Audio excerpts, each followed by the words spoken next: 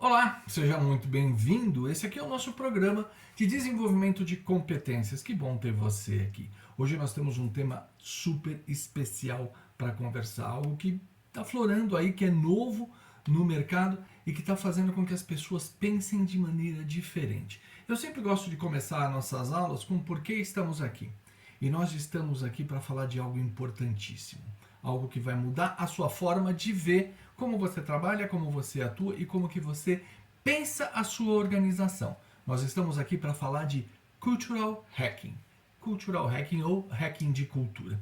Essa é uma habilidade nova, é uma competência que as empresas estão começando a identificar agora e buscando. Isso veio na esteira de muita coisa legal, desenvolvimento ágil, tribos, squads e coisas desse tipo, e muda a forma como a gente vê a organização, muda a forma como a gente entende os problemas e muda, obviamente, a forma como nós vemos as soluções. Por isso que é tão importante a gente discutir essa competência. E as empresas estão buscando por isso. Nada melhor do que a gente procurar isso, desenvolver e ter isso na nossa carteira de habilidades. Então, vamos começar pelo básico. Vamos voltar lá um pouquinho de história. Tem uma frase que eu gosto muito que é essa aqui. A cultura devora a estratégia no café da manhã. A cultura devora a estratégia no café da manhã. Peter Drucker disse isso há algum tempo atrás. E o que ele quis dizer com isso? Você pode ter a melhor estratégia de negócios que tem. Você pode ter o melhor planejamento que você quiser. Você pode ter o melhor desenho e dizer assim, olha, eu vou fazer isso, vai acontecer isso, eu vou fazer isso, vai acontecer isso, eu vou desenvolver aqui, eu vou lançar aqui, eu vou fazer. Você tem todo um planejamento, você monta toda uma estratégia para desenvolver o seu negócio, a sua área, a sua carreira pessoal e etc. E aí vem a cultura e se impõe. A cultura devora a sua estratégia no café da manhã. Isso é uma forma mais antiga de dizer o que a gente defende na inteligência comportamental, que é o ambiente é soberano. O ambiente é soberano significa a cultura reinante, os aspectos que tem ali, a governança, o conceito de certo e errado, o que motiva e desmotiva as pessoas, tudo isso forma uma cultura e ela abraça o seu café da manhã. Mas muita gente ainda pensa, né? Ah, mas ok, eu entendo a cultura da minha organização, eu sei como ela funciona. Então vamos trabalhar um pouquinho o conceito de cultura. O que é cultura?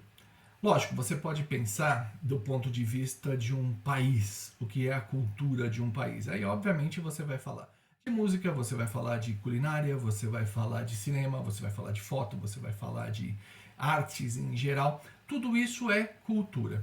Mas isso é cultura de entretenimento.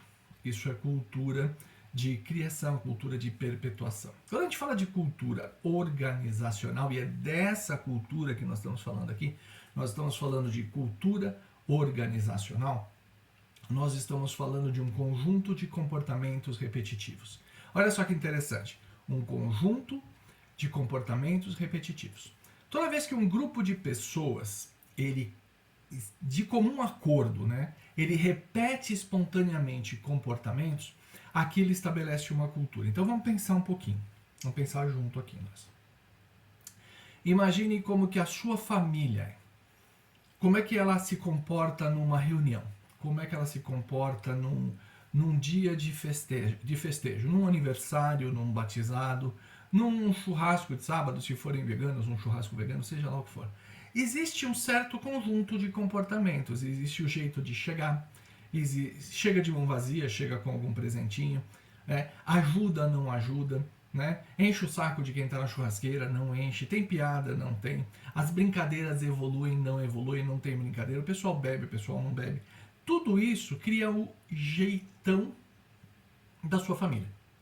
Ou seja, são comportamentos que ao longo do tempo foram adotados, que as pessoas ou aceitaram ou aprovaram e automaticamente foram se repetindo. E é curioso porque quem chega depois nesse mesmo ambiente vai repetir o comportamento para quê? Para ser aceito naquele grupo. Por isso que a cultura, de maneira geral, é um conjunto de comportamentos que se repete espontaneamente. Conjunto de comportamentos que se repete espontaneamente. E na organização não é diferente. Eles se repetem espontaneamente. E aí começam os desafios. Essa empresa aqui fez uma pesquisa muito interessante com mais de 1.200 empresas, 1.201 que estão aí, 64 países, no ano de 2019. Ou seja, não está tão longe assim da nossa pesquisa aqui. Conversando com os executivos, fizeram a seguinte pergunta: o que é difícil para você em termos de inovação?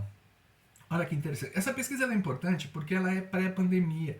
Houve uma pandemia lá no ano de 2020 e tal que paralisou o mundo. Essa pesquisa é de antes disso. Então, antes disso, o que a gente perguntava assim? Qual é o maior desafio para você para implantar a inovação? E os executivos dessas empresas, 60% deles, não é pouca coisa, 60% deles disseram o seguinte: a maior barreira para implantar uma inovação é a cultura. Porque a cultura nada mais é do que o jeitão da empresa. Então, o jeitão da empresa, ele dificulta. Não é que impede, mas dificulta a forma de fazer. E dificulta por quê? Porque altera a forma como a gente trabalha, altera a relação que nós temos com a nossa função e com a empresa, o nosso senso de responsabilidade, o nosso senso de valor, né? O que a gente valoriza ou deixa de valorizar. Bem, esse é um problema. Então, nós estamos aqui discutindo cultural hacking por quê? Porque 60% dos executivos das principais empresas aí desse cenário disseram o seguinte: olha, cultura é um problema para implantar inovação. E as empresas precisam implantar inovação? Lógico que precisam. E se cultura é um problema, nós temos que resolver. Outra coisa importante dessa pesquisa: desse mesmo grupo, 35% dos executivos também disseram que o foco das suas equipes era a tarefa. Então, quer dizer, além de eu ter um objetivo, né, além de eu ter uma forma de trabalhar um conjunto de comportamentos que me leva diretamente ali a bloquear inovações por todos os motivos, tá, eu ainda tenho um grupo que se acha valorizado por executar bem tarefas. Então, um grupo que busca ali trabalhar direitinho, trabalhar de maneira adequada. Quer dizer, Edson, não tem que trabalhar de maneira adequada? Lógico que tem. Mas a gente tem que ter um grilinho falando aqui na nossa orelha o tempo inteiro e dizendo o seguinte: olha, será que não tem um jeito melhor de fazer isso? Será que a gente não pode mudar? Será que não tem como inovar? É disso que a gente tem que falar. Então, se eu foco só na tarefa, isso pode ser um problema. Aí, seguindo com o nosso raciocínio aqui. Inovar, antes de mais nada, significa mudar. Então, trazer uma inovação significa fazer algo de maneira diferente. E fazer algo de maneira diferente, lógico que vai trazer risco. Por que vai trazer risco? Porque o jeito já era conhecido, o jeito de fazer já era conhecido, a gente já tinha aprendido com ele, já fazia do mesmo jeito, as equipes já estavam treinadas, a gente já tinha todos os insumos necessários. Toda vez que eu tento mudar, eu vou trazer algum risco. Esses riscos aumentam os custos. Por quê? Porque eles aumentam o nível de incerteza. Toda vez que eu aumento o meu nível de incerteza, ou eu vou mais devagar, ou eu tenho que fazer checagens duplas, ou eu tenho que avaliar, ou até mesmo eu vou errar. Então, e quando eu erro, isso dispara um outro problema que é: as pessoas não gostam de ser analisadas e consideradas como incompetentes ou inadequadas, ou seja lá o que for nesse sentido. Então, isso provoca resistência. Bom, para lidar com resistência, existe uma outra aula nossa aqui, que é a gestão da mudança organizacional. E lá a gente vai falar de tudo isso, de resistência, foco de resistência, como é que lida, como é que faz. Aqui é importante saber o seguinte: inovar traz riscos, traz custos e traz resistência. Ponto. Pensando nisso, quais são as barreiras que nós temos que vencer então? Lidar com os problemas do dia a dia. Aqui tem a grande sacada de hoje, que nós vamos falar muito isso aqui.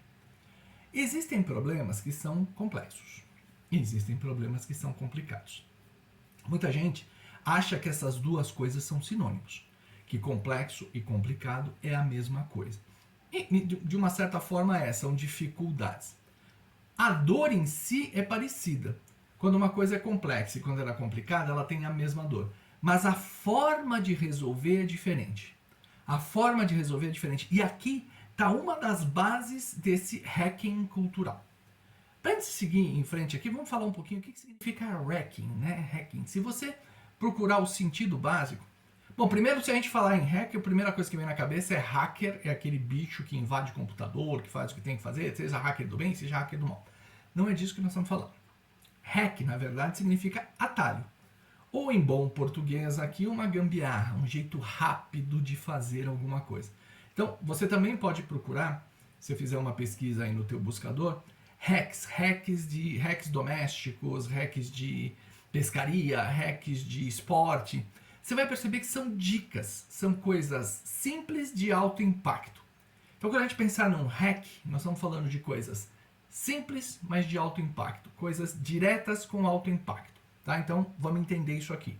Um hack é uma coisa simples, de alto impacto. Bom, voltando para cá.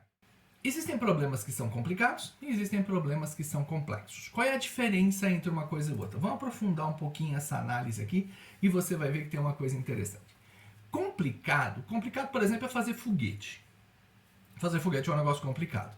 Tem muita gente envolvida, muita grana, muito engenheiro, mas olha só, ele tem algumas coisas interessantes.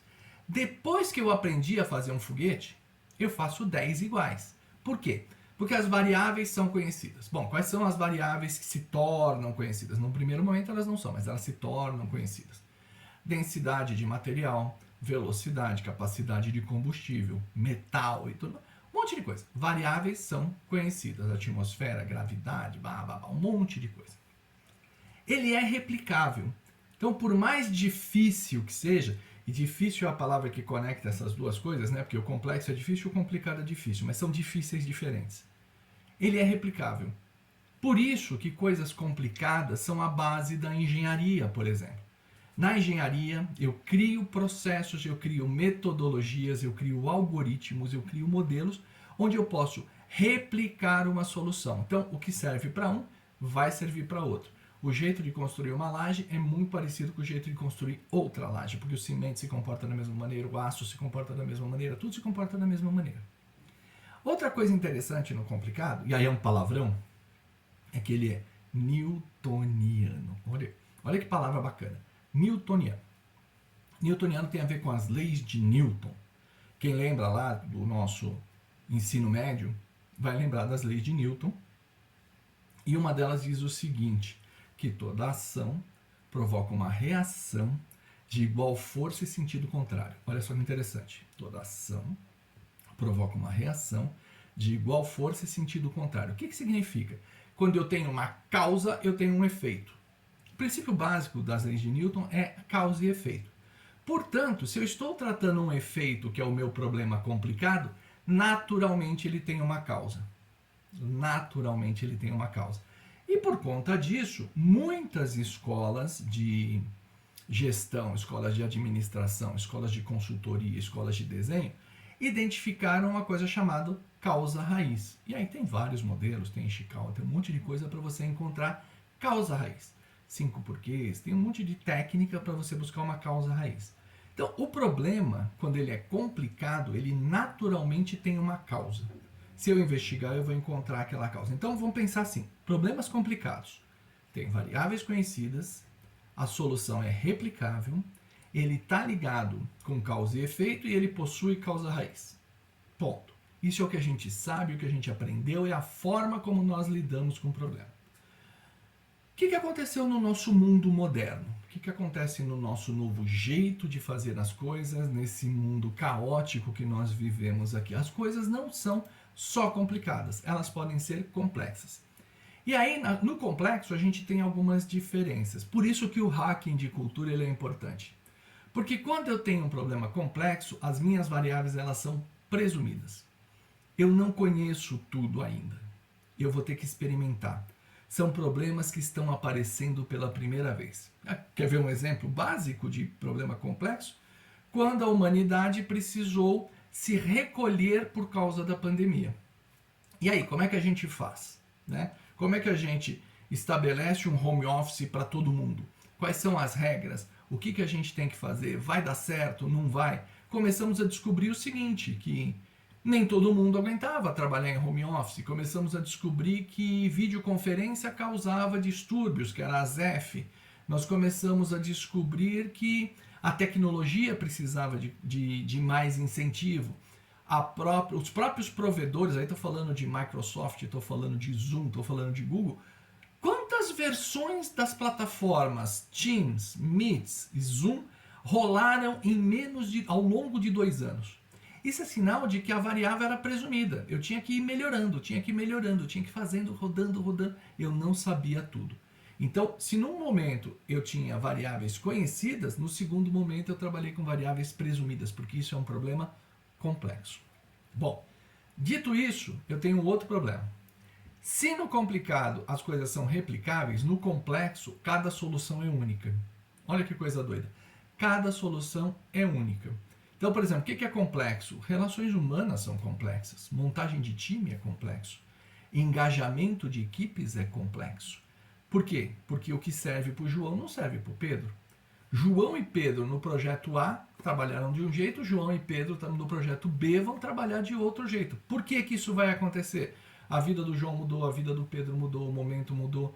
No projeto B eles já aprenderam com o A, então aquilo que era novidade já não é mais novidade. Ou seja, as soluções do modelo A não servem necessariamente para o modelo B. Então entender isso é importante.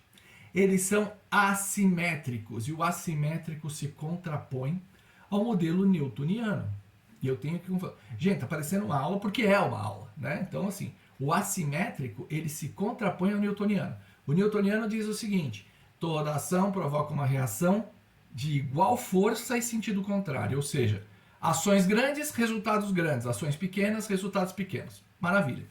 Num ambiente complexo, ele é assimétrico. Eu posso fazer uma gigantesca campanha de conscientização e marketing e ninguém vai ligar para isso. Ou seja, resultado pífio ou muito próximo de zero. Eu posso, numa aula como essa aqui, falar uma palavra errada. Uma palavra que ofenda uma minoria. Uma palavra que desrespeite alguém. É uma palavra, é uma ação desse tamanho. E pode provocar um estrago gigantesco. Gigantesco. Ou seja, as coisas elas são assimétricas. Não necessariamente a reação ela é equivalente à ação. Então o conceito newtoniano, né, de reação, toda ação provoca uma reação de igual força e sentido contrário, não existe. Sentido contrário, beleza, igual força, não. Porque isso é assimétrico. E isso é importante a gente entender e é a base do hacking, porque o hacking trabalha com ações pequenas de grande impacto. Então, se eu não conseguir trabalhar com ações pequenas de grande impacto, eu estou legado a trabalhar no mundo complicado e não no mundo complexo. E isso é importante a gente entender. Ações para resolver problemas complexos são diferentes. E por fim, mas não menos importante, eu tenho a casualidade.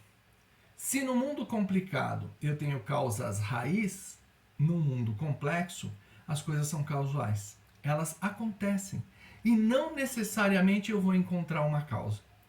Não necessariamente. Tem coisa que simplesmente acontece. São efeitos gerais, não tem uma única causa raiz, são diversos aspectos, por isso que o mundo é caótico, diversos aspectos aqui que podem chegar num determinado momento e falar, foi isso aqui que causou. Um pedacinho de cada coisa. Como eles são assimétricos, esses pedacinhos podem provocar um estrago gigantesco ou uma melhoria gigantesca, mas não necessariamente eu terei uma causa raiz. Então, essas diferenças aqui são importantes. Bom, por que você tem que entender que isto é diferente? Você tem que entender que isso é diferente por um conceito simples. Se você tentar resolver um problema complexo com a mente de resolução de problemas complicados, não vai funcionar. Não vai funcionar. E é isso que atrapalha, que lá nós vimos no comecinho, a questão da cultura comendo a estratégia no café da manhã, é porque nós tentamos resolver problemas que são complexos, usando a nossa mentalidade de solução para problemas complicados e vice-versa. Então, coisas que são iguais, repetitivas, com causa raiz, não adianta eu usar métodos ágeis e tudo mais, que eu só vou atrasar o procedimento. E vou criar uma expectativa. E o contrário é verdade. Se eu tenho um ciclo de aprendizado, se as causas não são equivalentes, se eu tenho que procurar, se eu tenho que gerenciar, não adianta eu tentar fazer um plano. Então, o hacking da cultura ele vai entrar exatamente neste ponto. Ele vai entrar no ponto onde eu identifico que o meu problema é complexo, e aqui você já está aprendendo a diferença entre uma coisa e outra, e a partir daí eu trabalho na solução. Então, entender a diferença entre complicado e complexo vai ser muito útil para você trabalhar na composição dos seus hackings. Bom, beleza. Temos um dilema. Agora nós temos um dilema nas mãos. Como é que eu posso ser disruptivo dentro da minha organização?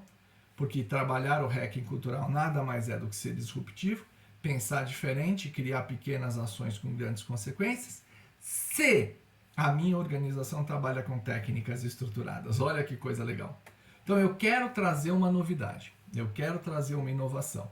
Quando eu vou apresentar a minha inovação, a minha empresa diz para mim, ok, faça um plano, analise os riscos, calcule o ROI, qual o teu grau de certeza que isso aí vai dar certo? E você diz, não faço a menor ideia, porque eu tenho que aprender isso, eu tenho um ciclo de aprendizado.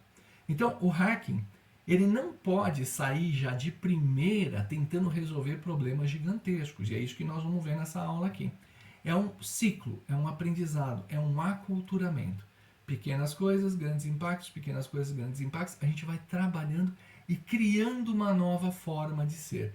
Dessa forma eu consigo ser disruptivo, mas em níveis menores, em níveis bem menores. E a partir daí eu vou evoluindo. E é isso que nós vamos discutir ao longo dessa aula aqui. Então, como trabalhar esse dilema, como desenvolver esta ação e como seguir em frente. O princípio básico para nós é o seguinte, vamos parar de travar batalhas. As grandes batalhas envolvem grandes recursos, envolvem engajar um monte de gente e etc, etc. E isso pode não ser possível, pode não ser adequado num primeiro momento. Então, trocar a batalha pela guerrilha é o primeiro passo. Bacana? Como é que a gente vai fazer isso, né? Aqui a gente entra na segunda parte da nossa aula. Vamos discutir como se faz isso aqui. Bom, a gente faz isso em passos. Então, o primeiro passo, para ligar o nosso modo hacking aqui, né? Mudar a nossa forma de pensar, é a gente entender o ambiente. Então, dentro da inteligência comportamental, nós falamos muito disso. Nós falamos que o ambiente é soberano, que os comportamentos se moldam ao ambiente, que o nosso objetivo final é ser reconhecido e valorizado. Bom, beleza, tem todos os pressupostos, depois a gente pode conversar mais sobre isso, tá? Mas o primeiro passo é mudar a minha mente. Vamos trocar de modelo? Para aderir ao modelo complexo, onde as coisas estão assim meio enroladas, né, ou diferentes ou não estruturadas, né, eu vou ter que adotar um modelo diferente. Eu vou mudar a minha forma. Eu vou pensar de maneira mais global, de uma maneira mais óbvia, e sem pensar nessa estruturazinha de causa, raiz, efeito, isso, aquilo, como se as coisas fossem planejadas. Eu vou observar o ambiente, eu vou olhar o ambiente e tentar me encontrar nesse modelo caótico. Isso pode assustar muita gente, porque a palavra caos assusta muita gente. Caos, né? Caos lembra bagunça, e a gente tem que tomar cuidado com essa palavra bagunça. Ninguém está falando de bagunça aqui. Nós estamos falando de ambiente. Se você olhar, e aqui sendo bastante filosófico, vai para um parque. Tenta entender um parque. Parque mesmo, não jardim todo desenhadinho com planta podada. Não, parque, onde a natureza se impõe. Você pode dizer que aquilo é uma bagunça? Que os insetos estão voando na direção que eles querem, que nada é ordenado, que não tem um bicho por vez, que a planta cresce para onde ela quer? Por quê? Porque esse é o ambiente é soberano. Então, olhar para uma organização e tentar entender a dinâmica dela, sem tentar enquadrar em algo que a minha incompetência para analisar tenta colocar em linhas e colunas. Tente olhar o modelo como um todo, olhar o modelo de fora. Lembrando que não vai existir receita de bolo. Lembra que modelo complexo é um por vez? Então, cada ação vai depender de uma ação específica. Ah, Edson, quer dizer então que não adianta aprender? Não, não é isso que eu estou falando. Quer dizer que você tem que aprender pequenas partes, como se fosse um Lego, que você vai juntar essas pequenas partes de acordo com o problema que se apresenta, que é totalmente diferente de não ter regra. Aliás, uma coisa interessante, na próxima vez que você for dizer para alguém que o mundo dela é uma bagunça, né? E bagunça é uma palavra que ofende muito. Ofende não, desrespeita, porque para ofender a gente precisa permitir. Bagunça é uma palavra que desrespeita o outro. Tenta usar a seguinte expressão, olha, esse seu mundo, ele tem uma liberdade que eu não compreendo. Olha só a diferença. Em vez de chamar o outro de bagunceiro, ele é livre. Ele tem uma liberdade que você não compreende. Filho adolescente, o quarto deles tem uma liberdade que a gente não compreende, né? Músicas de improviso tem uma liberdade que eu não compreendo. E assim vai por aí afora. Toda vez que eu não compreendo a liberdade do outro, eu tendo a dizer que aquilo é uma bagunça, que aquilo não tem estrutura, que aquilo não é replicável, que aquilo não tem método, que aquilo não é científico e vai por aí afora. Mas é importante reconhecer a liberdade do ambiente. Então, vamos lá. Passo a passo. Como é que a gente cria uma mente para fazer hacking cultural? Como é que a gente cria essa mente? Primeira coisa, esquece o conceito de causa raiz. Ponto. Se você sentiu que o ambiente ele é dinâmico, que o ambiente não é estruturado, que você não tem um histórico para aquilo, que aquilo tem uma margem de erro, que você vai precisar experimentar, não vá procurar a causa raiz. Exemplos disso. Estou lançando um produto novo e o mercado ainda não respondeu. Qual é a causa raiz? Essa é a pergunta que vai ficar. Ah, o produto está caro? O cliente não comprou, o valor não está bem demonstrado, não tem qualidade, percebe? Não tem uma causa raiz, tudo tem que ser investigado. E aí tem que ir procurando, porque pode ser um pedacinho de cada uma dessas coisas ou pode não ser nada disso. Seu produto é ótimo, ele é muito bom, ele atende a todos, ele é perfeito, bababá, mas o garoto propaganda não é aceito. Olha só, uma coisa que não tem nada a ver, derrubou. O mercado está cheio, eu gosto muito de cinema. E existe um filme excelente, na minha opinião, um filme excelente, bem feito, com retórica, blá blá blá, não sei o que, chamado John Carter, que é um filme da Disney. Um filme John Carter Entre Dois Mundos. Se você quiser, procura aí em algum lugar. Filme excelente, muito bem feito, melhor que muita coisa que eles já fizeram. Resultado do filme, rosca, foi a pior bilheteria da Disney. Por quê? Nem eles sabem. O filme simplesmente não pegou. Então, esse é o mundo complexo. Tem coisa que não tem causa raiz. Então, primeira coisa, liberte a sua mente da causa raiz. Ficar investigando, montando sequência, buscando causa e efeito, isso vai ser um problemaço para você. Uma vez que você liberou o seu coraçãozinho e falou, ok, não vou atrás de causa raiz. Bacana, não vou atrás de causa raiz, então eu começo a entender como é que funciona hacking de cultura. Porque eu vou criar compromissos. Eu preciso de permissão para fazer hacking de cultura. Não é aquele cenário do desbravador, do cara que vai, ou da mulher que vai criar uma solução inovadora, esqueçam modelos. Aí fala, mas Steve Jobs era um cara inovador. Sim, mas ele fundou a empresa dele, né? Quando ele tinha uma loucura qualquer, ele podia dizer, não, eu vou fazer porque a empresa é minha. Aí, em um determinado momento, ele teve um grupo de acionistas que controlava a empresa e disseram para ele, as suas loucuras não são bem-vindas aqui, ele foi demitido da empresa dele. Ou seja, nós precisamos tomar cuidado com isso. Então, o hacking de cultura, vamos criar compromissos, vamos dizer, ok, podemos mexer onde nós podemos mexer, né? O que a gente está procurando, onde é que a gente vai fazer? Responsabilização adequada. Vou tentar melhorar. Podemos não chegar a lugar nenhum, mas vamos aprender no caminho. São frases que são importantes para a gente pensar no hacking de cultura. Não vai bater no peito falando eu resolvo tudo, porque agora eu fiz o curso aqui, eu aprendi a fazer hacking de cultura, me segura agora que eu vou hackear essa coisa toda. Não, não é assim que vai funcionar. Então você tem que estabelecer os limites ali. Fazer coisas pequenas, ver como é que elas estão funcionando e várias coisas em seguida, que é o princípio do modo de desenvolvimento ágil. Então eu vou fazer pequenas rotinas, rodar rápido, entender, corrigir, rodar, entender, corrigir e vou fazer assim de novo. Mais ou menos como se faz o lançamento de produtos digitais hoje, quando você vê essas fintechs, por exemplo, né, que estão em vários formatos, é banco, é investimento, é cartão, é seguro, elas não começam grandes, elas começam pequenas e vão melhorando, vão melhorando, vão melhorando. Esse é o modelo do hacking, então nós vamos trabalhar para melhorar. Mas é importante, crie compromisso com quem de direito e a partir daí comece a desenvolver autonomia para o seu aprendizado. Para você fazer isso, 3 passinhos bonitinhos, 3 passinhos bem simples. Comece no âmbito pessoal. Isso. Comece com pequenos hackings para você.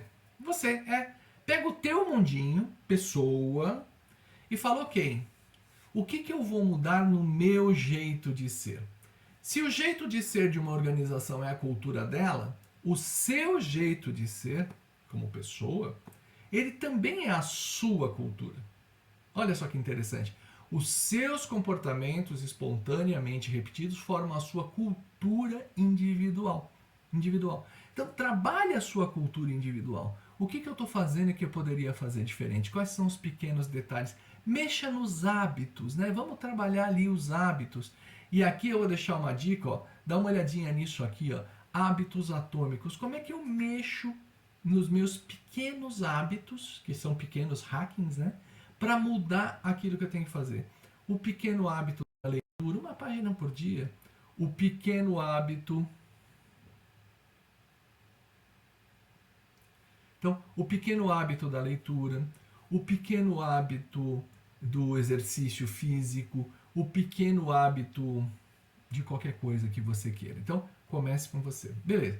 Entendeu o processo? Percebeu que suas pequenas coisas começam a melhorar? Começam a trabalhar e você começa a ter volume? Bacana, entendi como é que faz. Agora eu vou mexer nos processos onde eu atuo. Então, dentro da minha organização, processos que são do meu controle, eu vou começar a mexer neles. Deixa eu ver se eu mudasse um pouquinho isso aqui. Pouquinho! Se eu mudasse um pouquinho isso aqui, que impacto que teria? O que a gente pode melhorar com isso aqui? Se eu colocasse um ponto de verificação aqui, se eu colocasse uma pequena mudança. Aqui eu me lembro de uma situação, nossa, há muitos anos atrás, muitos anos, foi final do século passado isso, a legislação era muito pesada no Brasil, eu trabalhava no ramo financeiro, e a legislação era muito pesada, a gente tinha que colocar muita informação, e trabalhar muita informação em formulários impressos sempre era muito difícil, porque tinham muitas variações e etc. E uma vez a gente estava quebrando a cabeça porque a lei dizia o seguinte: você tem que informar o imposto X na transação Y. Como é que a gente ia informar o imposto se cada vez tinha uma alíquota diferente, etc, etc?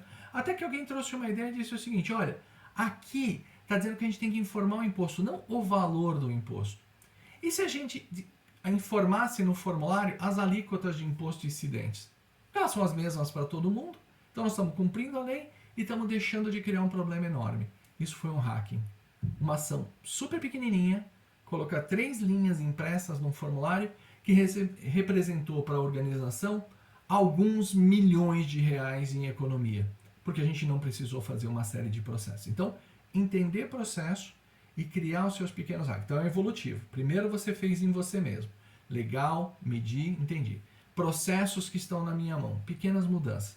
E por que estão na sua mão? Porque o risco é todo seu, você pode criar sem grandes negociações aí. Errei, conserto, aprendo de novo e aí a coisa vai andando. Passou um tempinho, você pegou o jeito de fazer, agora você leva para as coisas relacionais. O que são relacionais?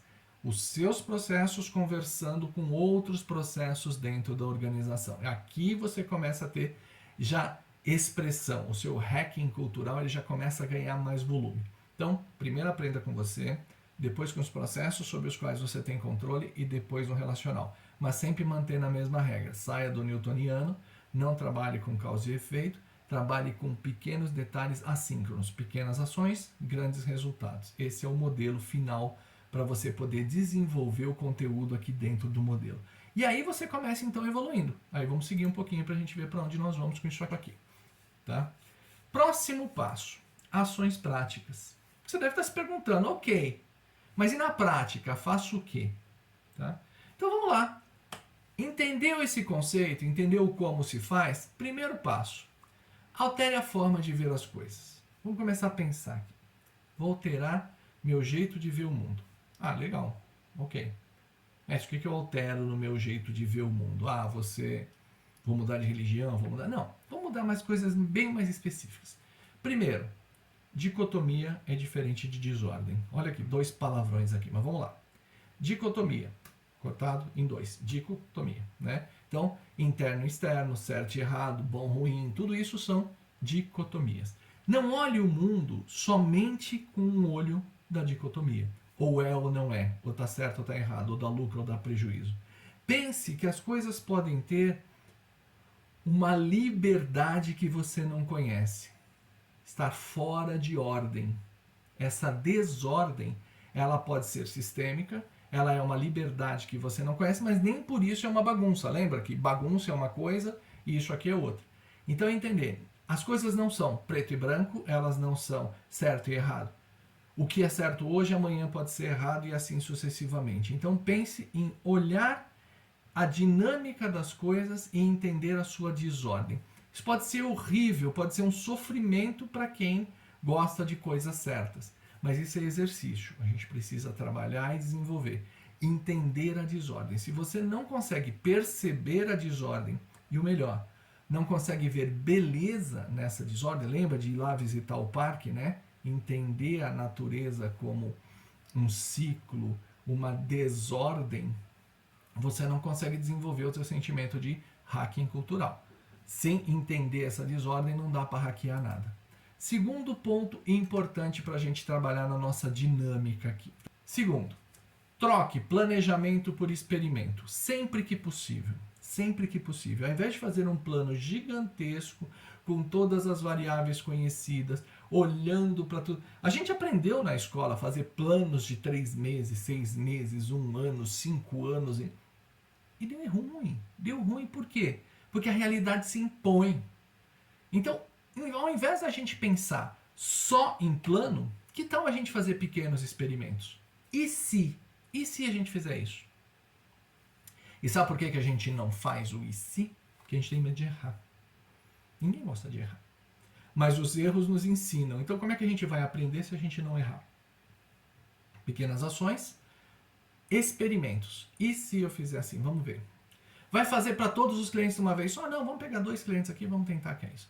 Vai fazer para todos os produtos de uma vez só? Não, vamos pegar esses 2 produtos aqui e vamos testar para ver como é que faz. E assim sucessivamente. Então, sai do plano como um todo e começa a fazer pequenos experimentos. Por fim, mas não menos importante, não perca o foco lá no propósito, lá na frente. Por que é que nós estamos aqui? O que nos leva aqui? Onde que nós queremos chegar? Lembra que 35% das pessoas que foram entrevistadas pensavam só em cumprir tarefa? Quando a gente cumpre a tarefa, a gente foca na tarefa e não no propósito. E isso é um problemaço.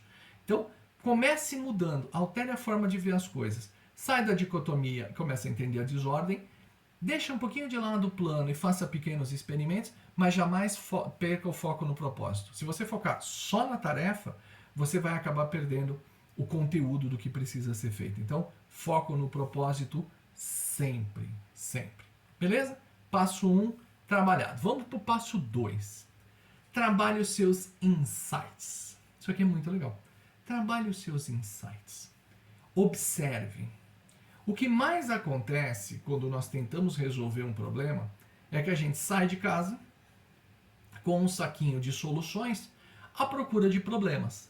Eu saio de casa com um saquinho de solução procurando um problema. Qual o problema? Que se encaixe na minha solução. E aí é um problema sério. Fazer isso é resolver problema complicado, porque eu já tenho a metodologia, eu já tenho o jeito de pensar, eu já tenho a solução. E aí eu tento resolver todos os problemas com a solução que eu já tenho.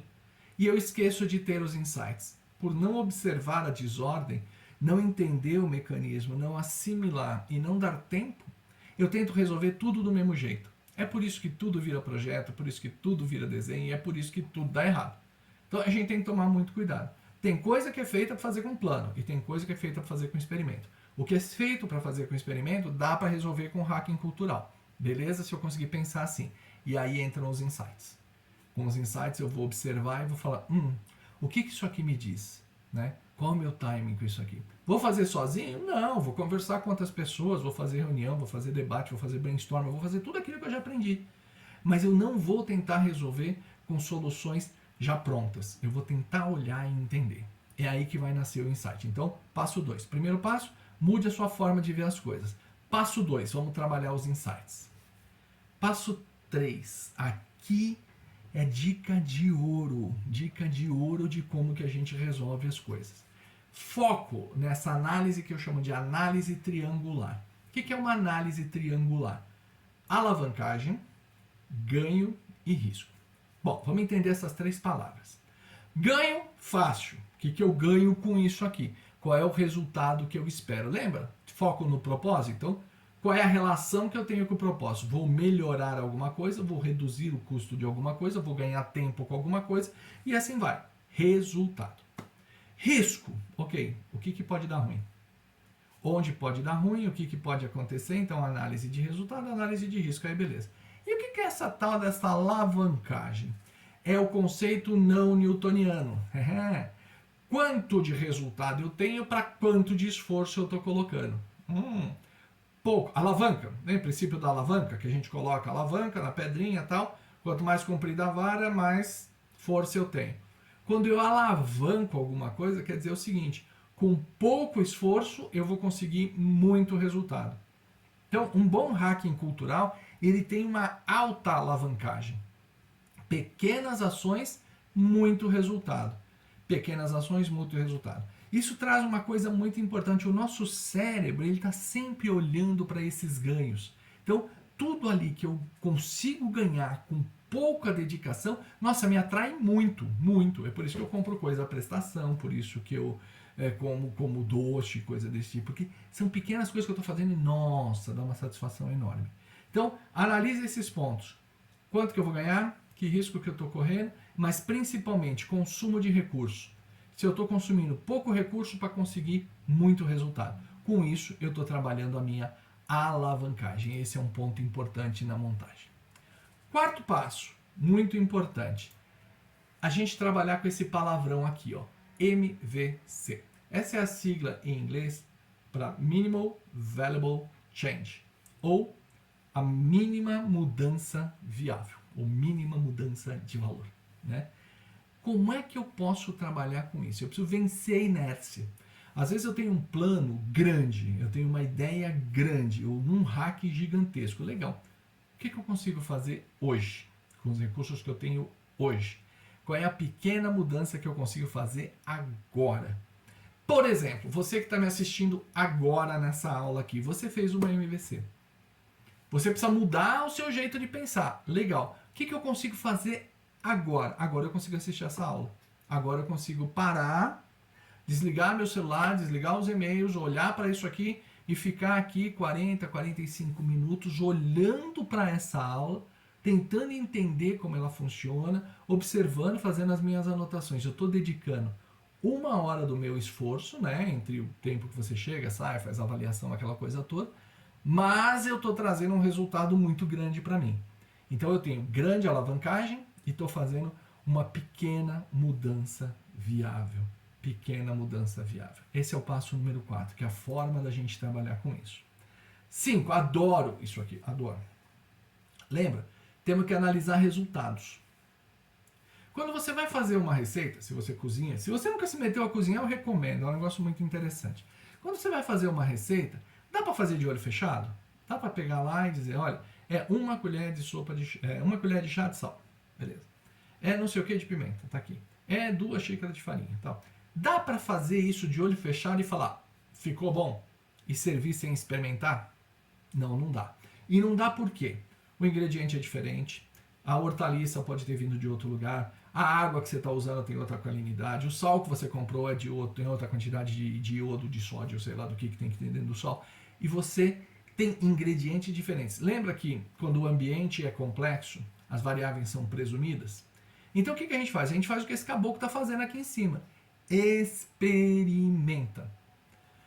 Vai dando andamento e vai olhando, vai analisando os resultados. E aí vai decidindo qual o caminho. Eu sigo por onde eu estou, faço uma pequena guinada. Por isso que as ações têm que ser pequenas, para permitir que nós façamos pequenas viradas, pequenas mudanças no caminho. Então, trabalhar esse conceito ali, ó. Mexer um pouquinho, então, menos disso, mais daquilo. Vou consertando até eu chegar no meu modelo. Cheguei no meu modelo, eu vou fazer mais 2. Mais 1, mais 2, mais 3, até que o sistema está dominado. E aí, olha que interessante, deixou de ser complexo. Passa a ser uma coisa só complicada. Porque você já dominou. As variáveis que eram desconhecidas passaram a ser conhecidas, o ambiente passou a ser dominado e a gente consegue olhar tudo isso de uma maneira mais estruturada. Então, analisar os resultados e decidir o caminho é o passo 5 e importantíssimo para esse desenho. Ufa, né? Quanta coisa, mas olha só, tem uma dica importante para você aqui, que eu chamo de síndrome da mamãe gambá. Ah, não é bonitinho, né? Pensar em síndrome da mamãe gambá. O que acontece com a mamãe gambá? Vamos dar uma olhada aí nessa figura, né? Mamãe gambá com o seu bando de filhotinhos nas costas. Ok. Cada filhotinho desse foi uma ação que ela inventou. Foi uma pequena mudança que ela fez, foi uma ideia que ela teve. Então ela criou a ideia nasceu, ela funcionou, Só que em vez de botar a ideia dela para rodar, ela botou nas costas e criou uma responsabilidade. Ficou imperfeita, não ficou completa, né? E o filhote de gambá é isso, ele é imperfeito, ele não é completo. Vamos comparar um filhote de gambá com um filhote de cavalo. A égua deu cria, o filhote saiu em minutos, ele está em pé e está pronto para correr. O gambá, não, o gambá é que nem gente. Vai depender um tempão ainda da mãe. As suas ideias, elas não podem ser filhotes de gambá. Suas ideias, elas têm que ter começo, meio e fim. Elas têm que ter ciclo, elas têm que ter aprendizado. Então, os hackings, para te dar liberdade, para que você possa criar mais, eles têm que ter começo, meio e fim, implantação. A ideia ficou boa? Toca. A ideia ficou boa? Muda. Por isso que eles são pequenos. Para você poder implantar de maneira efetiva e se livrar deles. Porque senão eles vão ficar pendurados em você. Feito esses filhotinhos de gambá que estão bonitinhos aqui. Só que isso é um peso, né? Hoje tem quantos aqui que eu estou vendo? 3, 6. Se fossem 12, se fossem 18, a mamãe nem saía do lugar. Então, você também não pode ficar com seus pequenos hacks pendurados em você. Então, um bom passo para um cultural hacking é botar para funcionar e sair da frente dele. Não quer dizer largar de mão, não quer dizer delargar, quer dizer botar para funcionar de maneira adequada para que ele não fique pendurado em você. Então, não seja uma mamãe gambá. Fuja da síndrome da mamãe gambá. Ok? Feito isso. Legal. Beleza, aprendi a fazer hacking, Edson. Nossa, que legal. Fiz muito, não tô com nenhum filhote nas minhas costas, tal. Como é que eu convenço a empresa a me deixar fazer coisas mais legais? Construindo créditos. É isso que a gente vai fazer. As pessoas, em geral, aí estou falando de liderança, estou falando de cliente, estou falando da sua própria equipe, estou falando dos seus pares, eles não vão acreditar só em você. Eles vão acreditar na sua história. Eles vão acreditar nos compromissos que você assumiu com seus pequenos hacks e com as entregas que você fez. Por isso, responsabilização adequada não promete o que não vai fazer, não se mete no que você não sabe. E quando não sabe, manifeste, diga, olha, isso é um ciclo de aprendizado, nós precisamos ver ainda o que vai acontecer. Olha, tem um nível de incerteza. Crie isso, crie responsabilização de uma maneira estruturada. Com isso, você vai criando esses tijolinhos. E esses tijolinhos vão criando a sua história de credibilidade. Quanto mais credibilidade você trouxer, ou seja, não só, credibilidade não é só coisa que deu certo, isso é importante a gente deixar claro aqui. Não é só coisa que deu certo, é coisa que você olhou, se comprometeu e se comprometeu da maneira correta. Olha, tenho certeza que vai dar certo, é uma coisa. Não tenho certeza, vamos aprender. E no final você diz qual foi o aprendizado. Olha, vamos tentar e pode dar errado. Mesmo que tenha dado errado, você se comprometeu da maneira adequada. Então, isso tudo cria a sua credibilidade. Credibilidade não é só sucesso. Credibilidade é executar de maneira adequada os compromissos. Construa isso e aos poucos você vai ganhando mais autonomia, porque as pessoas vão acreditando mais nas suas ideias, por mais malucas que elas pareçam. Quer saber um pouco mais? Quer aprofundar mais esse conceito aqui? Legal. Adam Fear. Adam Fear é um autor que falou sobre hack de cultura. Então, procure o site dele. Procura lá, dá uma no seu site de busca aí, procura Adam Fear. Tem o livro dele também, que é muito bom. Infelizmente não tem em português, mas o site dele está em português, é muito bom.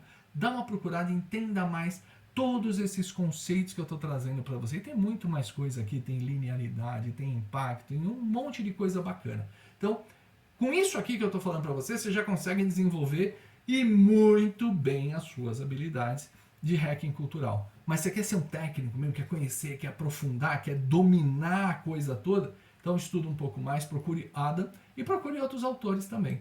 Isso é muito interessante.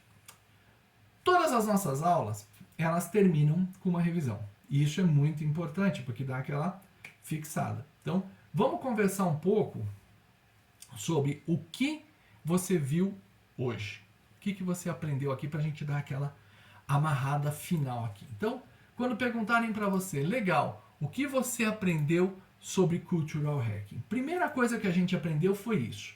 É muito importante. Por quê? Porque nas organizações, a inovação é bloqueada pela cultura. Então, fala assim, por que eu fui aprender cultural hacking? Cara, para poder achar os buracos, achar os atalhos, criar os hackings dentro da minha cultura aqui, para fazer pequenas coisas de grandes resultados. Então, sim, a cultura é uma barreira para a inovação. Então, ser um bom hacker de cultura aqui vai me ajudar a fazer isso e vai crescer a minha competência, a minha habilidade.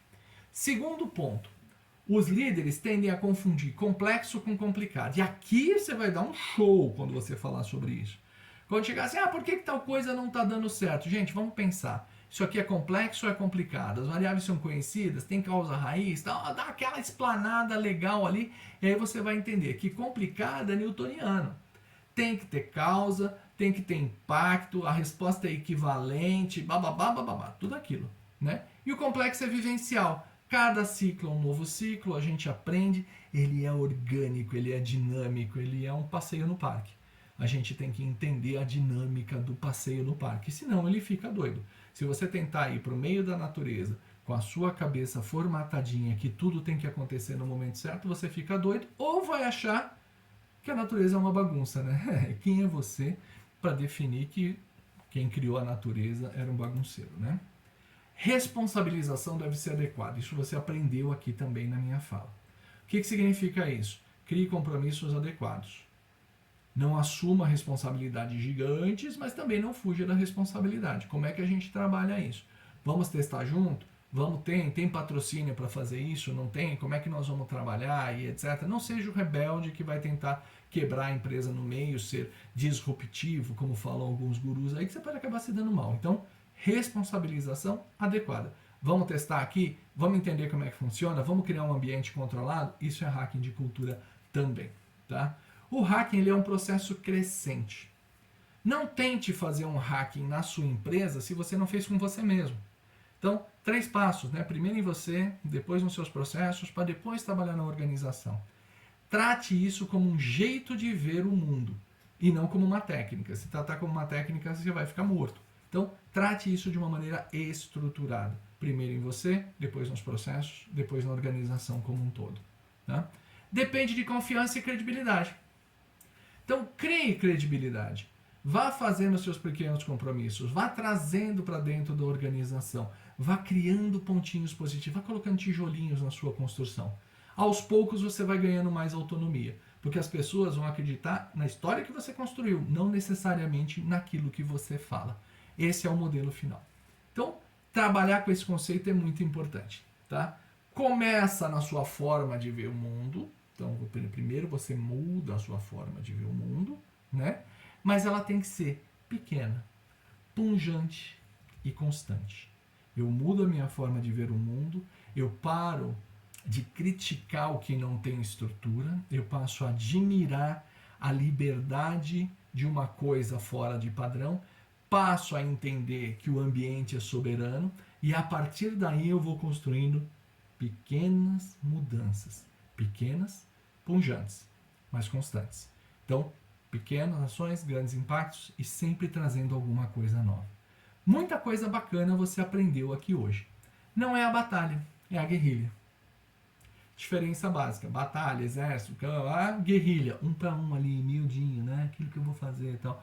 Quando você pensa em batalha, pense naquelas batalhas campais da Idade Média. Quando você pensa em guerrilha, pensa em Vietnã, né? Que os caras estão escondidinhos, fazendo coisas pequenas ali e tal, e de grande impacto. Olha quanta coisa você viu hoje. É isso. Muito obrigado pelo teu tempo, muito obrigado por estar aqui, entender este modelo e absorver mais uma das competências que nós temos aqui no modelo. É isso que a gente faz, é isso que a gente se diverte, espero que você tenha curtido. Então agora faça a sua avaliação, não esquece de fazer e boa sorte, nós nos vemos na nossa próxima aula. Até lá!